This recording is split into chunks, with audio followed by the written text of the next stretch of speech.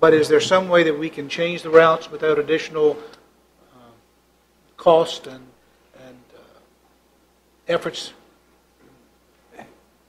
I can't answer that for sure, Mr. Akers, without further discussion with them. But I believe, based on my conversations with Mr. Cameron, they're going to be willing to do that. Now, they're going to want to have the final say over that.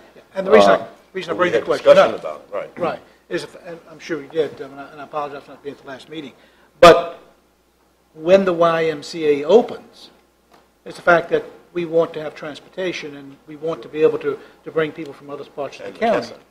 And McKesson. And McKesson, is another one. But those are things we may need to change the routes from what they are today or what they'll be effective July 1.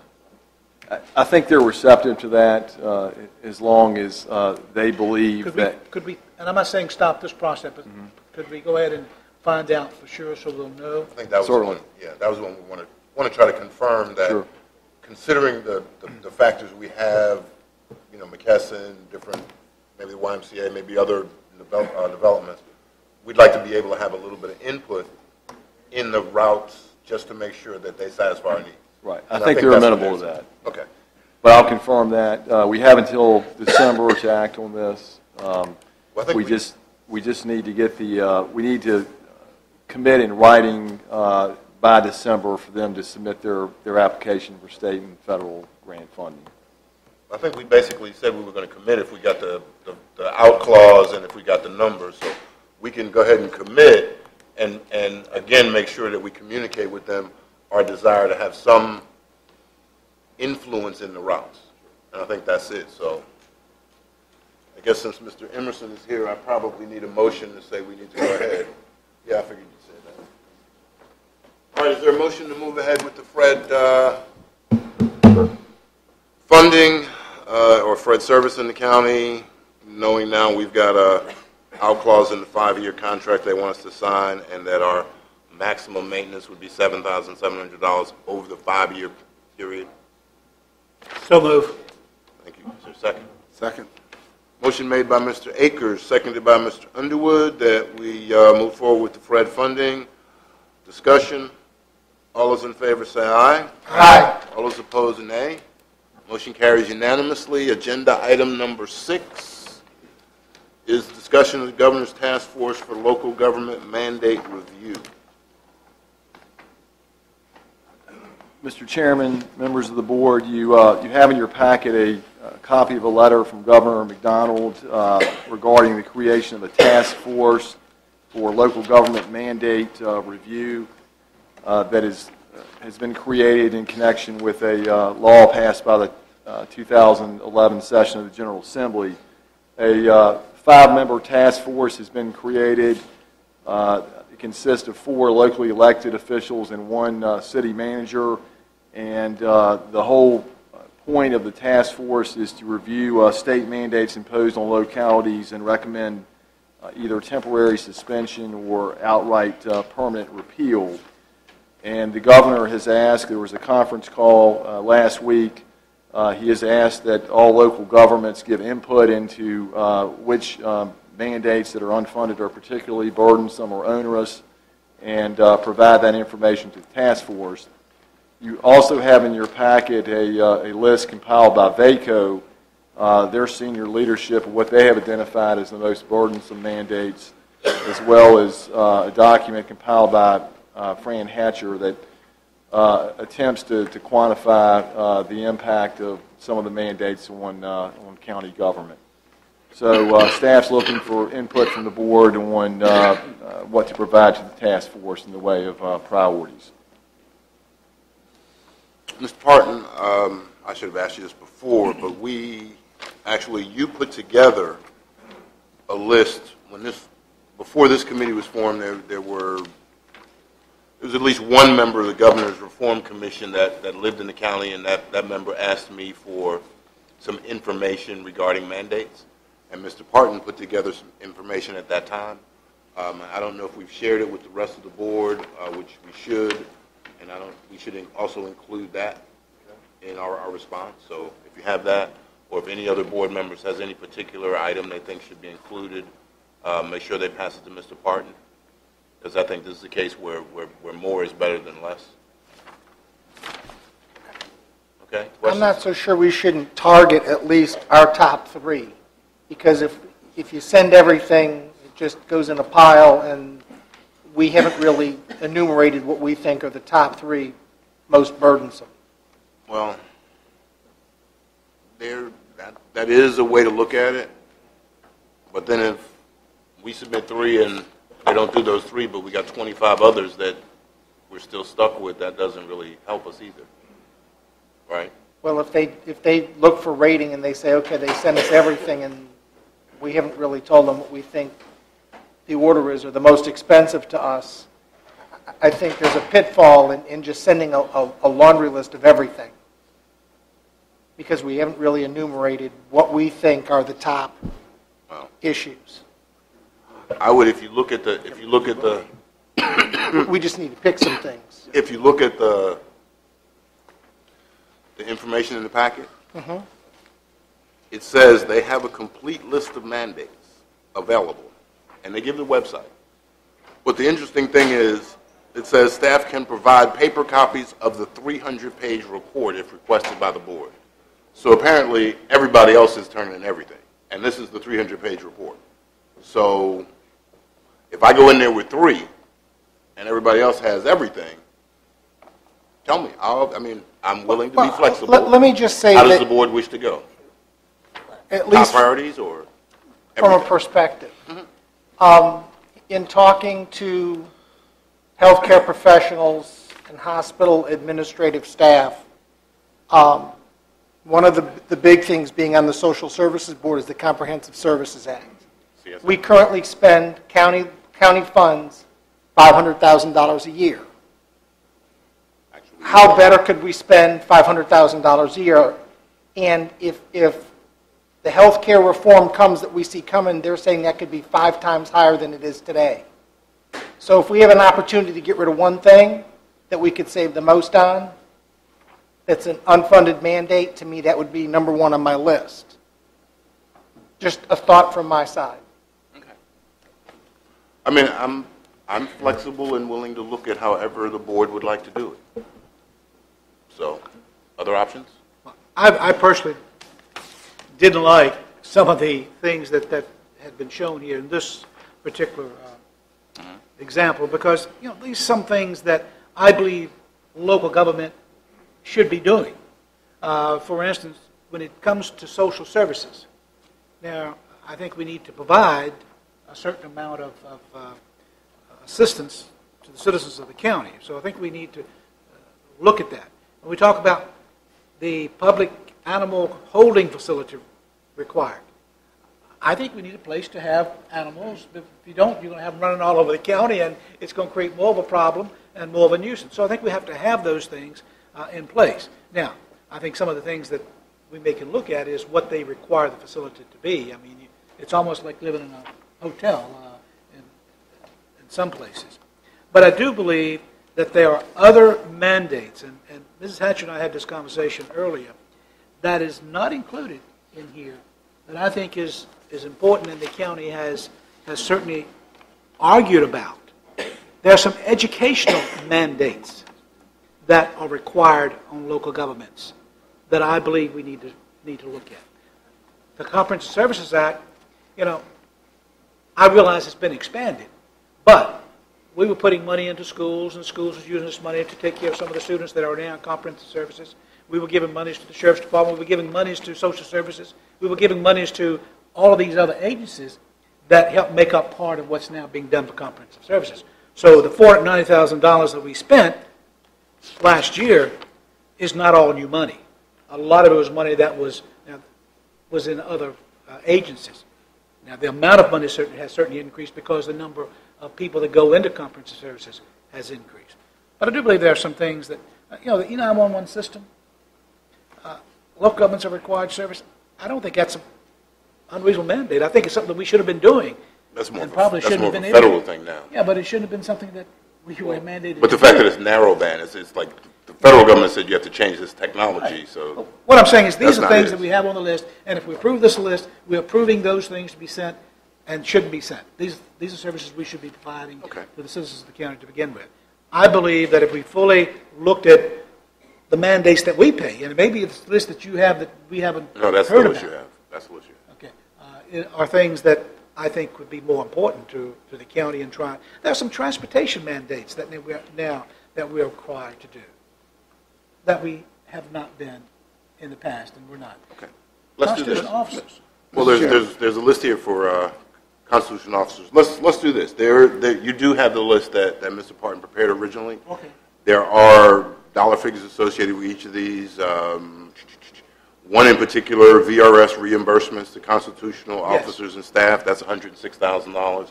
I mean, there are other things in here just to scan for large numbers. We pay for the real estate reassessment. But that Shouldn't benefits that the be? county. That's something we do anyhow. Yeah, that's So- to benefit the county. I mean, there are quite a few things in here. Let's do this, and we don't have to make this decision or send it in right now. But why don't we come up with, say, 5? That's better than 3. It's a little bit more. It's not 500 pages or whatever. Come up with 5 that we think or each supervisor thinks are key, and then we'll compile that into a list and let Mr. Parton be the collector, and then we'll discuss that on the 22nd and say we've got 7 of those things are all the same. And we'll just submit whatever's the same. We can go from there. Okay? All right. That's fair. Okay. We will, and Mr. Parton will, I guess, communicate with us via email in between, and you just come up with 5 that you think are the top 5, and we'll finalize that list on the 22nd. Okay. That was agenda item number 6. Agenda item number 7, I take it, is Mr. Schiebel, because there's now a proposed solid waste convenience site procedures manual. Good evening, Mr. Chairman, members of the board. The utility staff has completed draft revisions to the solid waste convenience sites attendant procedures manual. Because this function of the county government is important to the citizens in the county in a direct and highly visible way, staff thought it to be appropriate to bring this before you to have your input and approve this prior to us finalizing this. There are some financial implications to the positive for us. Due to scavenging that currently is allowed, we do lose metal and batteries, so we do suspect that we will gain some additional funding due to that. Just a brief overview, as you have a complete copy. The convenience site attendant's job description is attached. The job duties and procedures, including the attendant's office area and their expectations, monitoring of what's being dumped, scavenging requirements and regulations, parking, uniforms, compensation and benefits are included in there. Just talking about them, unfortunately we don't have any real benefits for them. It just kind of states that in there. Site regulations, what is acceptable waste that are allowed to be dumped and what we do recycle. Site emergencies and contacts if there are any issues. Site operations, including equipment operations, refuse disposal, recycling, opening and closing, street litter, and MSDS sheets, which we have compiled and given and hope to give to each of the attendants. Once this has been approved with your input, we're going to sit down with each attendant and a meeting and review the entire procedures manual in depth and have each attendant sign off on this. And this is kind of giving us a way to say, these are the requirements. From time to time we'll hear an employee, well, I was hired to push that button, and not realizing that there's more to do to the job than just doing that. And this gives us a way to monitor and make sure that the employees know the expectations that are required. As you know, this is the face of Caroline County. 90% of our residents use our facilities, and they don't go to the treasurer's office on a regular basis. Most people send their checks in. They don't go to the county offices for anything else, but they do dump their trash on a regular basis. So we want to make sure that we're maintaining our facilities the best that we can, and that the employees are representing Caroline County as they ought to. Okay. And Mr. Schiebel, I understand some of this is in reaction to some of the scavenging issues we've had before. Personally, my personal opinion, just my personal opinion, is that sometimes it's a good thing to have a place where you can drop things off. I had this discussion years ago, and I can't remember who was there, but old bicycles. You know, there are people who drop their old bicycles off, and there are people who can't necessarily afford to buy a new bicycle for their kid. But a can of spray paint and a new tire or two, and they've got a new bicycle. So I'm not as against scavenging or to some degree, I guess what recycling, we could call it, and maybe that could be done at the big site, which is Bowling Green, and maybe after we expand Ladysmith, but maybe that would be something we could add in. I understand what you're trying to do and the things with batteries and all that. I understand that, but I've seen no scavenging will be tolerated 3 or 4 times going through here. So yeah, that was one of the things I can tell you we have struggled with that. The previous manual allowed certain things to be taken, a certain amount of time, depending on if somebody were to give something to you, and it has created such a gray area that it's what is allowed and what's not allowed without creating a complete list of what can be taken and when. And if you say, well, if the washing machine works, you can take it, and, well, which washing machine? I mean, we get a lot of washing machines in, and they account for quite a bit of the recycled metal that we have. And I understand we have struggled as staff trying to figure out how to manage that where we're getting the best bang for the buck that the county really ought to be getting, but yet not penalizing someone. And a lot of discussions went on with that, and it was just easier to say to establish a no scavenging policy to make it clear that nothing would be taken instead of trying to create a laundry list and then deciding on an individual basis if that was appropriate or not. Mr. Chairman? yes, Mr. Seeley. One of the questions I had at the farmer's market was decomposed leaves for use in gardening. And they were told they couldn't take those anymore. I guess at one point in time you could. That's because no means no now. And I'm there. And the other thing is, we have a guy that is using wood to fire a furnace to heat greenhouses, and he was looking at the huge, people were bringing stuff in cut up in logs. And I guess I'm looking at those two. I understand no means no. And I was there one day when somebody was trying to climb through a mountain of pallets to get something on the top of the wood pile, and I was like terrified. So I understand the liability of somebody crawling through that stuff, but is there a mechanism or a method for mulch, the decomposed leaves, and some of the wood that comes cut up into lengths that's pine or whatever it is that's put back there, I guess. I'm with Mr. Thomas. Right. Real quick, right now our current disposal method for any of the debris that comes in as far as yard debris, not including leaves, anything under 8 inches in diameter, and brush and so on and so forth. Currently we take that, we assemble that, and at certain times of the year we'll burn that. It's no cost to us other than we do have to provide manpower there. Last year we burnt 12 days afterwards. We had a fire at the landfill and caused quite a bit of a mess over there. We have been working with the company, and hopefully within the next 2 weeks we'll be having a mulch company coming in and actually grinding all that material and hauling it off-site at no cost to the county. To us it's a win-win. We get all that as recycling material that we currently don't get as recycling if we burn it. And they want as much of that material as they can. So if this works out, that they come to the Bowling Green convenience site and grind all that up and haul all that mulch away for them to be able to sell, I'm sure they're going to want as much of that as they can when that happens. It is easier for us to control it at the main site because we have more staff, full-time staff that can be over there at certain times. We've got the drivers that are in and out. We've got the supervisor that's in and out. So it is a little bit easier to control it there than all the other sites to be able to do anything.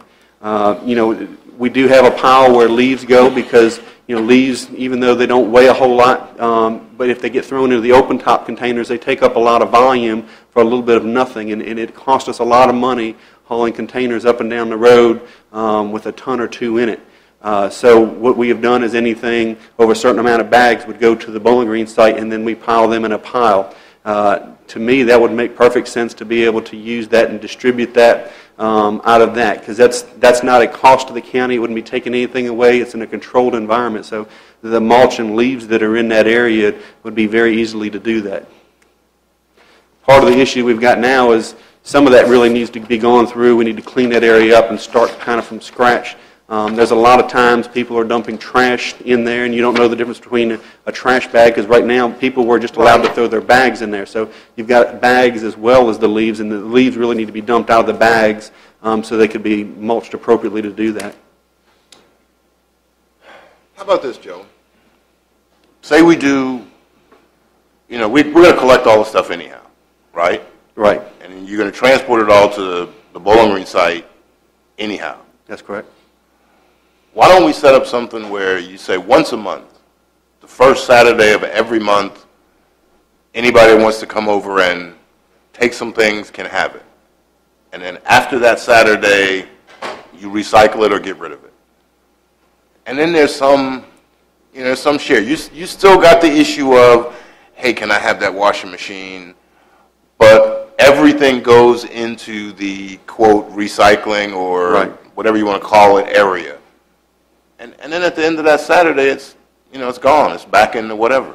My biggest concern would be is if we allow everything, it then gets into your refrigeration products. When you're talking about air conditioners and refrigerators, and people coming to strip the copper out. One, it is valuable, and people would want that. But two, it creates an issue because we have to monitor that. Once we receive that product, it becomes county property. DEQ mandates us to extract all the refrigerant out of units like that. Okay. No refrigerators.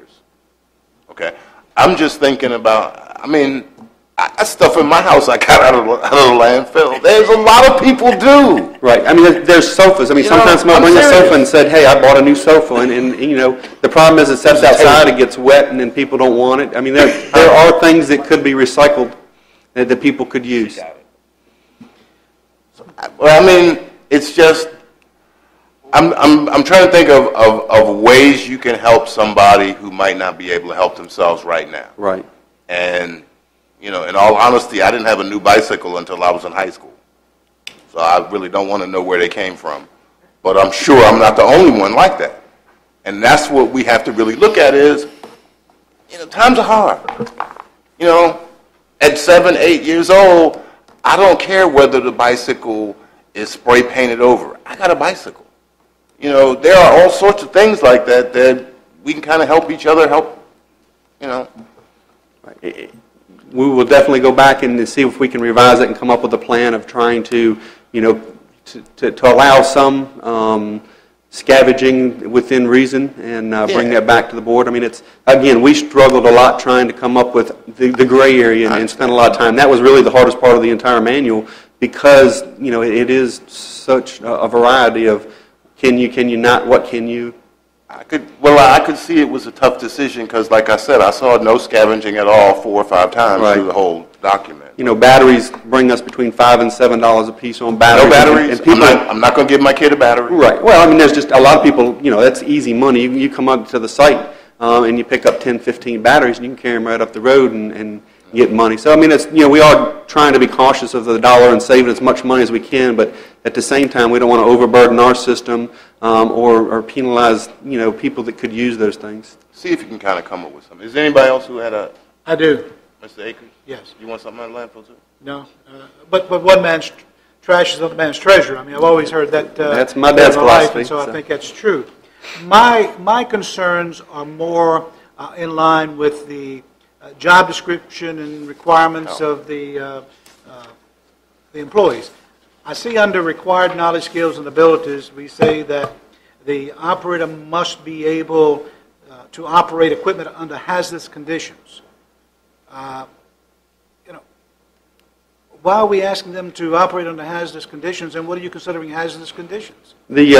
Actually, this has already been approved. We just included this as part of the manual that was in here. But hazardous conditions, if it is snowing, there are times at the convenience sites. But you say inclement weather. Right. Under that. So, what is inclement weather? That's a requirement of the Fair Labor Standards Act, your job descriptions. That they have to be required to operate under hazardous conditions. Well, you have to define in their job descriptions their working environment and conditions that they may encounter, so that it's in writing when they first get it and there's no question.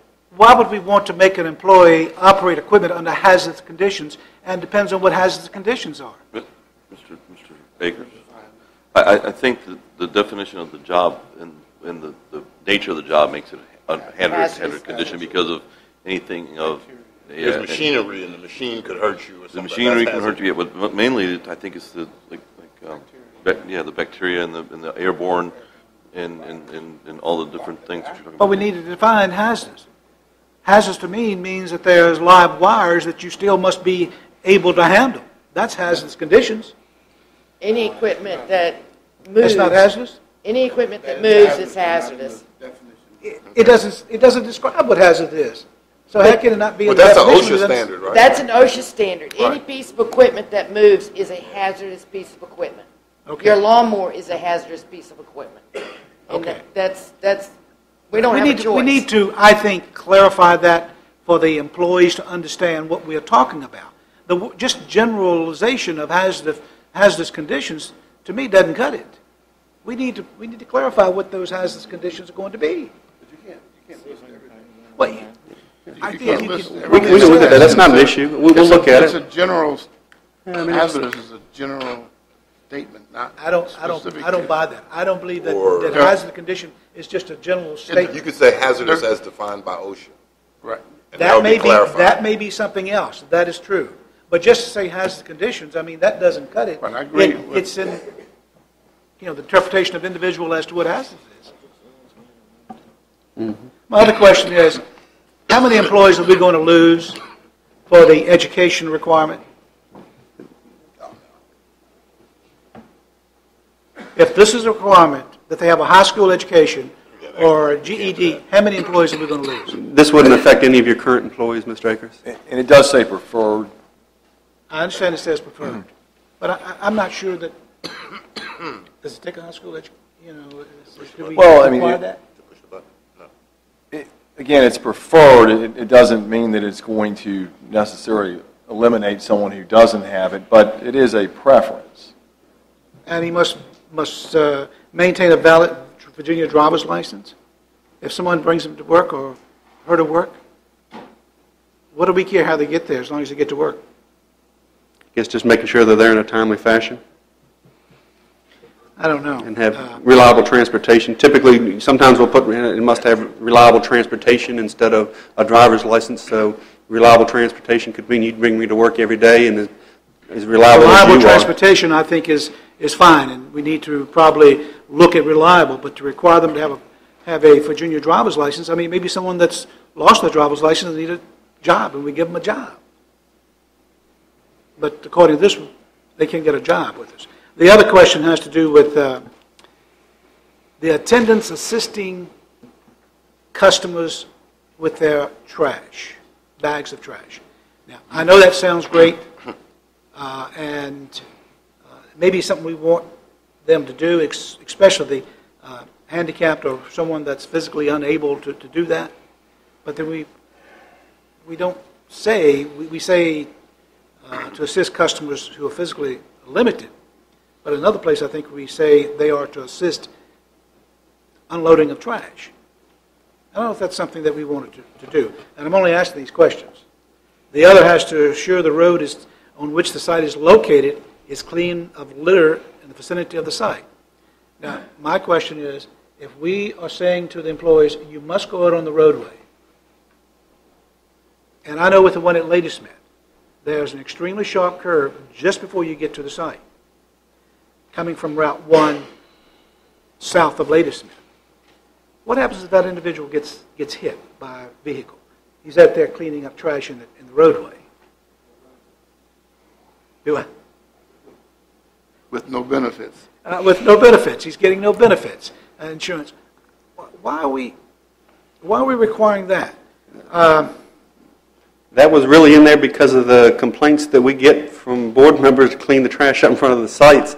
We coordinate with staff to go out there when we have, to make sure we're overlapping, to try to pick up within a site distance of the site, because when you've got a convenience site there and you've got trash out there, it does look unpleasant. We used to have a full-time maintenance staff at Solid Waste Division that used to maintain the sites and the roads in front of them, clean the equipment and painting and miscellaneous things. And with the elimination of that position, we still had the need of trying to pick the trash up and keep things cleanly in the areas of the sites.